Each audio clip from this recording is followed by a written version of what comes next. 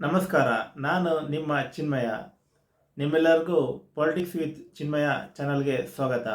ನಿಮ್ಮೆಲ್ಲರ ಅಚ್ಚುಮೆಚ್ಚಿನ ದಿನಕ್ಕೊಂದು ಮಾಹಿತಿ ಸಂಚಿಕೆಯಲ್ಲಿ ಉಡುಪಿ ಚಿಕ್ಕಮಗಳೂರು ಲೋಕಸಭಾ ಕ್ಷೇತ್ರದ ಮಾಹಿತಿಯನ್ನು ಹಂಚಿಕೊಳ್ಳಲು ಇಚ್ಛಿಸುತ್ತೇನೆ. ಉಡುಪಿ ಚಿಕ್ಕಮಗಳೂರು ಲೋಕಸಭಾ ಕ್ಷೇತ್ರದ ವ್ಯಾಪ್ತಿಯಲ್ಲಿ 8 ವಿಧಾನಸಭಾ ಕ್ಷೇತ್ರಗಳಿವೆ. 8 ವಿಧಾನಸಭಾ ಕ್ಷೇತ್ರಗಳಲ್ಲಿ ಕುಂದಾಪುರ, ಕಾರ್ಕಳ, ಕಾಪು, ಉಡುಪಿ, ಶೃಂಗೇರಿ, ಚಿಕ್ಕಮಗಳೂರು, ಮೂಡಿಗೆರೆ ಹಾಗೂ ತರೀಕೆರೆ 8 ವಿಧಾನಸಭಾ ಕ್ಷೇತ್ರಗಳಲ್ಲಿ 4 ಕ್ಷೇತ್ರಗಳಲ್ಲಿ ಬಿಜೆಪಿ ಶಾಸಕರಿದ್ದಾರೆ. 4 ಕ್ಷೇತ್ರದಲ್ಲಿ ಕಾಂಗ್ರೆಸ್ ಶಾಸಕರಿದ್ದಾರೆ.